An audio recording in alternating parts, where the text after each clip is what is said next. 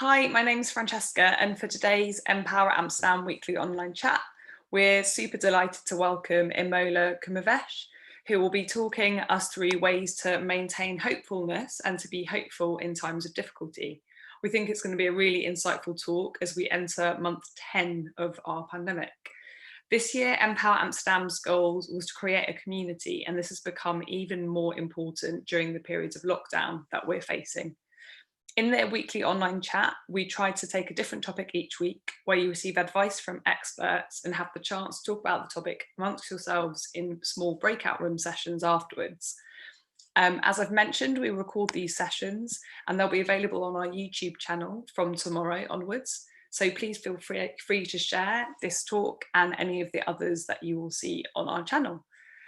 Today's topic, as I've mentioned, is called Making Hope Happen and is presented by our guest, Imola Komuves. Imola is a certified positive psychology coach based in London and works with people from the entertainment industries. They sane, find fulfillment, and succeed in their personal lives and creative careers. After the presentation, we'll be going into small breakout groups, as I've mentioned, related to the topic. But for now, I'll hand over to our guest speaker, Imola. Thanks, Imola.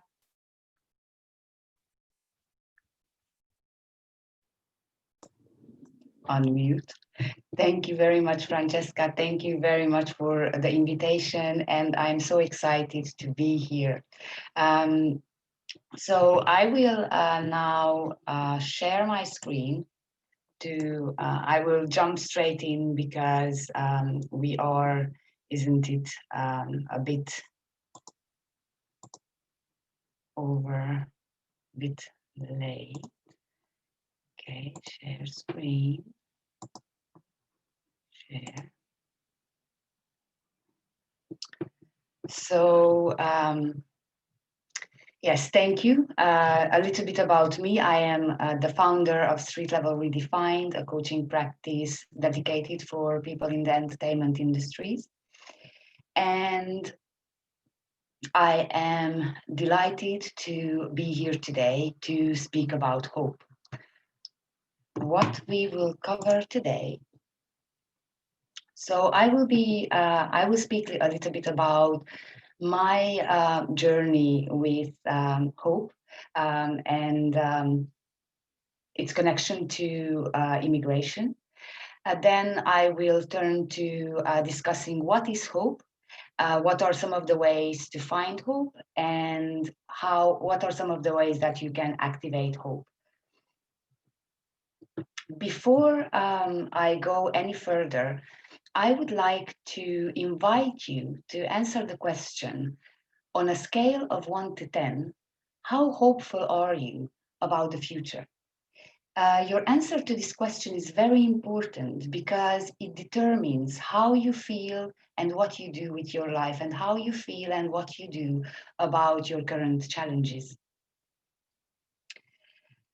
So my story, this invitation came about while speaking with Jane about how relocating to a new country and living in a new country affects us. And when I decided that I would be talking about hope, I thought it would be a good idea to get this book, and the title of the presentation is in reference to this book called Making Hope Happen by one of the most prominent hope researchers, Shane Lopez. Late Shane Lopez, to refresh my knowledge, and I thought that it would be fun. What surprised me is that as I was reading the book, I found myself more and more irritated and feeling like and thinking stuff like F hope for people. I hate this book. But I knew that it wasn't the book. And I do recommend the book, and this presentation also relies on this book. So for me, this is the image of hope. This is when I think of hope and I think of my hope, then I think of this picture.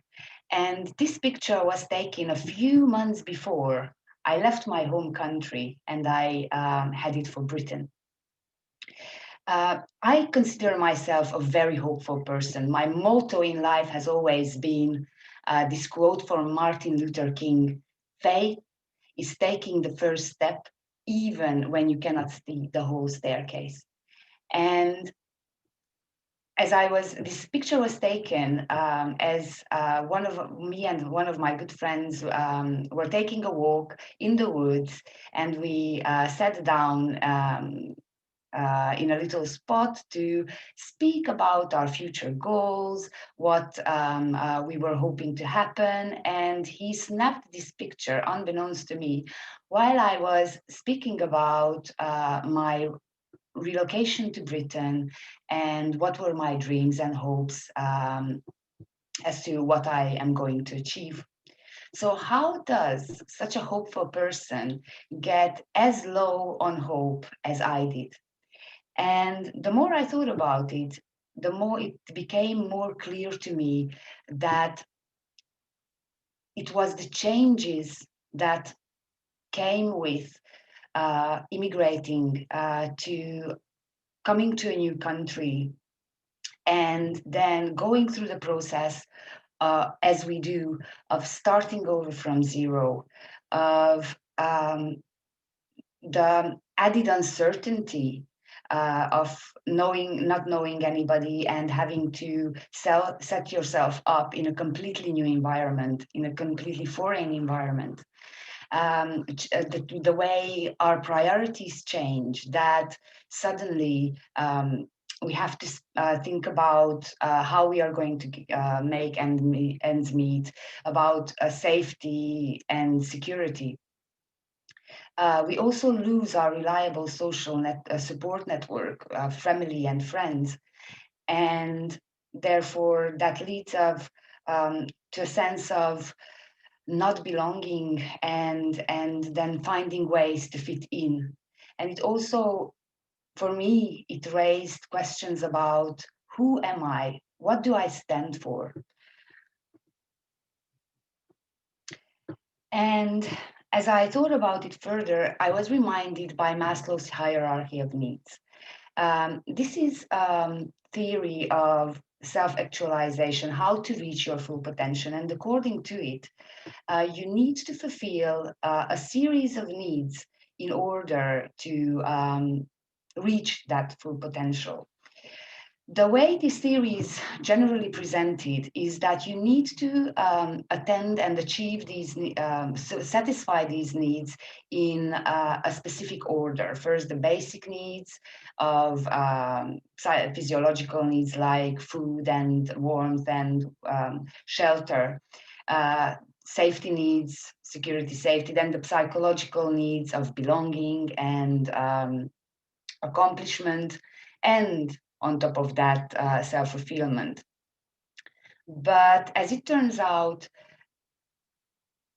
um, it is not actually a hierarchy. It doesn't really work this way that we go from one step to the other. Rather, we alternate between these various needs according to our circumstances, according to the challenges that we face, with certain needs becoming more in focus in certain periods of our life.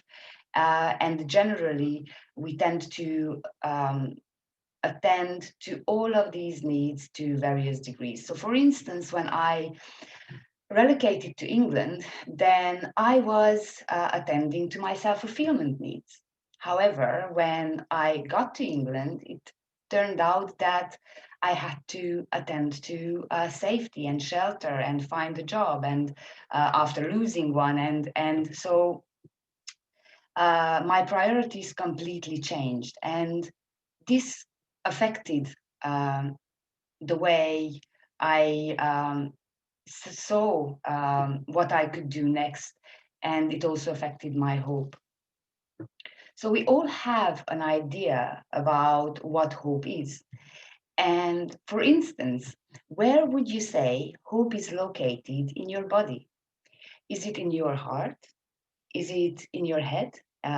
Is it related to thoughts, or is it something that is outside you, like faith in God, or is it a combination of all of these? According to a hope theory, according to psychology, hope is the perceived capability to derive pathways to desired goals and motivate oneself via agency thinking to use those pathways. So, simply put, hope is knowing where you want to go and how to get there without giving up. According to hope theory, uh, how hopeful we are is determined by four components. There are goals, the direction we are going, knowing where what we want to achieve, pathway thoughts, agency thoughts, and barriers. Hope is made up by the first three elements, which are goals, pathway thoughts, and agency thoughts. And how hopeful we are is determined not only how developed these components are, but also their interaction to the fourth element of barriers. So let's take them apart.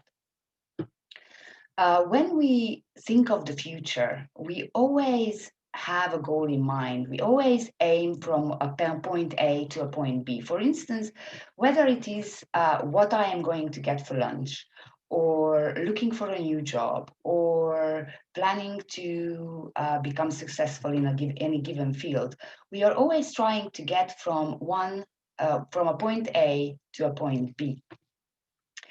And these goals, this aiming, provides direction and an endpoint to hopeful thinking. We need to know where we are going to be able to hope. Therefore, it's very important for goals to be specific and meaningful, to have force, to maintain our hopefulness. According to this theory, there are two types of goals. There are approach goals. These are aimed at positive outcomes, such as I'm going on a diet because I want to become healthy. And there are avoidance goals, which are aimed at avoiding or delaying negative outcomes, such as I want to go on a diet to lose weight.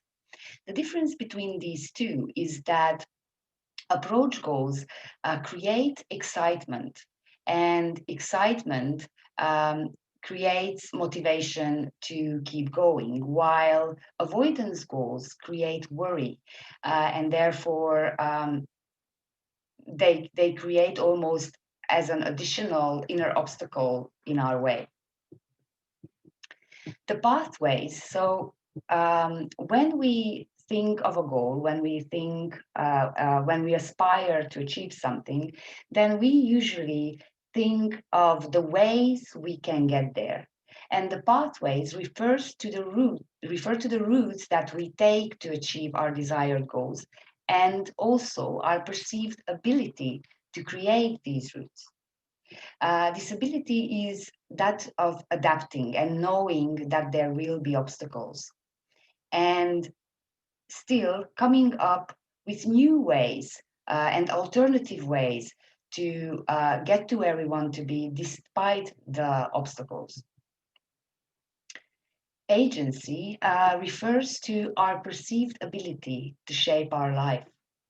Um, when we have agency, we know that we are agents of our lives and take responsibility for our role in reaching our own goals and aspirations.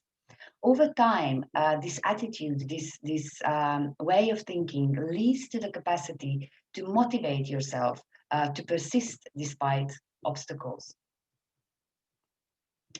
These three elements, goals, pathways, and agency, are very important because it is if any of them is undeveloped, if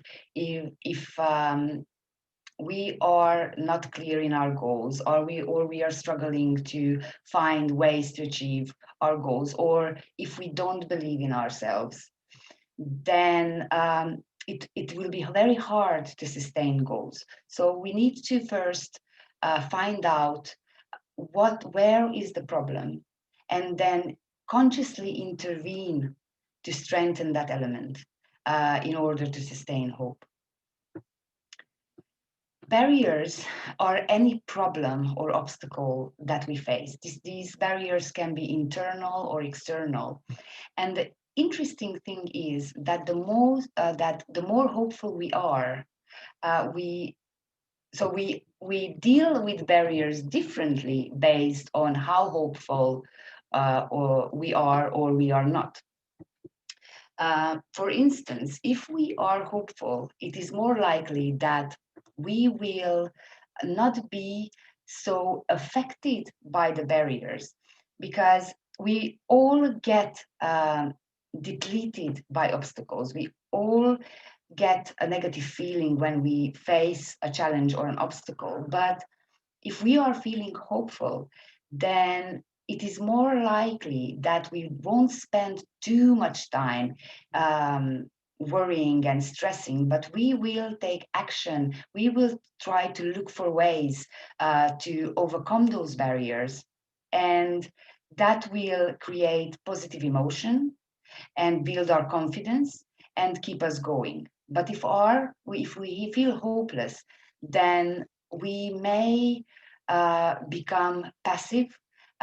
We may hide away and not take action as quickly, or sometimes even at all.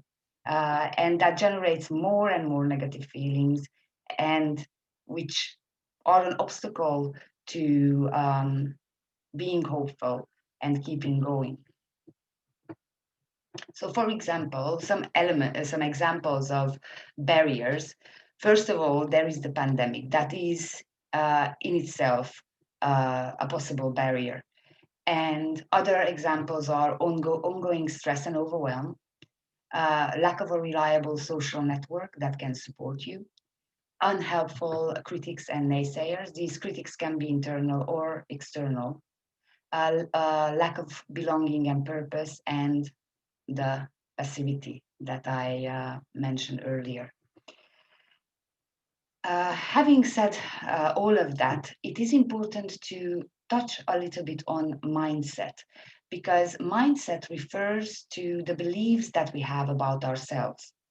According to Carol Dweck, there are two types of mindset. There is the fixed mindset, which is a belief that our abilities, our intelligence, our personality are fixed. We are born a certain way and we can do nothing about it. This type of mindset tends to kill hope, because if you cannot do anything about something, then why try? The other form of mindset is growth mindset, which is the belief that our intelligence, our ability, our personality, our circumstances can be developed, can be changed, can be improved. And this fuels hope, because this sort of mindset leads to us trying to find ways to get better, to reach our dreams. And the truth is that we are all works in progress until the moment we die. So, what are some of the ways to find hope? One of the most important places to find hope is the past, because our ability to imagine, as Shane Lopez beautifully wrote, depends on your ability to remember. So we can imagine what we can imagine, um, thanks to what we have experienced. So we know what we want, maybe because of the fact that we know what we are lacking. And also our memories can help and guide us what should be our direction in the future. We have the tendency to think back of the past and take certain memories, usually the most meaningful memories, and adapt them and put them together to create the story of our life. And we can therefore choose whether our life story is a hopeful story or is a hopeless story, and which memories we choose to define our life. Another place to find hope is in the common good and in like-minded people. Hope is a life-sustaining force that affects how we show up and who we are and what we do in our families, communities, and societies. For instance, when there are any initiatives that are aimed at improving something, for example, Black Lives Matter, then that message of hope and that goal to achieve something bigger brings people together and unites them and uplifts them all. Also, when we encounter high hope people, our brains are primed to follow them. So if we surround ourselves with people that are hopeful, with people that are aiming towards similar aspirations than us, that will influence our mindset, our view, our hope. So if we look into these places to find hope, how do we activate it? So one way to develop our goals is to become very clear of what is it really that we want to achieve, and to make our goals smart, which is specific, measurable, achievable, relevant, and timely. What does that mean? For instance, saying that I want to find a new job will be not as helpful as saying that I want to review my CV this month, or that I will spend 2 hours every weekday to look at job boards to find suitable jobs. So the specific means that we know where we are going. We always have a broad picture of what we want to achieve. I think that this is important to point out, that we always have a broad picture, which may not be that specific, that I want a new job.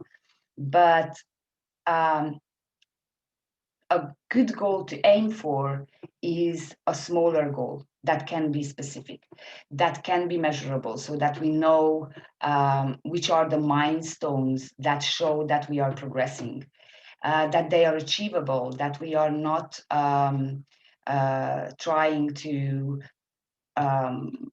for instance, aiming to become a director when you may not have the proper background yet. They need to be relevant, meaning that they need to be meaningful to you, because the more meaningful they are, the more excited and driven you will feel to achieve them. And they also need to be timely. You need to have a timeline, a deadline, an idea about when and by when should this goal be achieved. It's also useful to share your goals with other people, and as I also mentioned before, seek out people who share similar goals, and choose goals that add to your life. So be mindful of how you are setting goals. Are you trying to achieve something, or are you trying to avoid something? Ways to increase your pathways and agency. Some ways is contrasting the future to your present. What does that mean? Imagine what do you want your life to look like in, let's say, 5 years' time? What will you be doing? How will you be feeling? Who will you be with? How will they look like in that ideal future? And then contrast it to the present. What is missing? What do you need to create to get closer to that desired future, what obstacles do you need to overcome? What skills do you need to develop to get there? Another way is to connect to your future self. And I think that one of the fun ways that you can connect to your future self is through the Face app. Uh, for example, you could upload a picture, a positive picture, one ideally one that you're on which you're smiling, and to the application, and then apply the cool old filter. And as you look at that picture of an older version of yourself, ask yourself or reflect on, how is this older me living? What are they are doing? How is their life? And most importantly, how can I help this older me to have a good life? It's also important to choose courage and commit to hopeful action. More often than not, we either delay progressing on goals or taking the next step forward because we are overwhelmed by fear. Being courageous does not mean that you are fearless. Being courageous means that you feel the fear, but you take the step, take the action despite the presence of fear. And it is very useful to remind yourself as often as you can to take courageous action, to make decisions based on your hopes rather than your fears, and to take such action every day, no matter how small. In fact, taking small steps is often more constructive than focusing on the big picture alone, because the big picture can be very overwhelming. Pay attention to the patterns, the negative patterns that you have, which make you more likely not to progress as you would like to, and create systems that help you do better. You could, if you have the tendency to procrastinate, you could download an app that limits your access to social media, or you could use things such as the Pomodoro technique and apps that help you with the Pomodoro technique to manage your time and keep you more efficient uh, efficient and performing. It's also strengths or our qualities, the things that we are good at that energize us. It is a good idea to observe yourself and discover what are the things that energize you, because when you feel energized, it is very likely that you're using your strengths. And if you identify them, then you can look for new ways to do more of the things that you're good at. Try to also think outside the box and challenge yourself to generate new pathways, to generate alternatives. Don't just stick to one way of doing things. And spreading hope. Uh, you'd be surprised to find how what the effects on our own hope are if we spread hope to others. So all that being said, I will close with a quote from Martin Seligman, one of the most important psychologists in the field of positive psychology. And he says, "We are misnamed. We call ourselves Homo sapiens, the wise men. But that's more of a boast than a description. What makes us wise? What sets us apart from other animals? A more apt name for our species would be Homo prospectus, because we thrive by considering our prospects. The power of prospection is what makes us wise. And we are drawn to the future. We are always drawn to the future. Even waking up in the morning, we do it with zest if we have something to look forward to. So hope is important, and I hope that you found this presentation useful and that the exercises will help you to increase your hope. Thank you. Amazing. Thank you so much, Imola. You've given us so much food for thought about hope and how we can look at hope and how we can find hope. So yeah, thank you ever so much.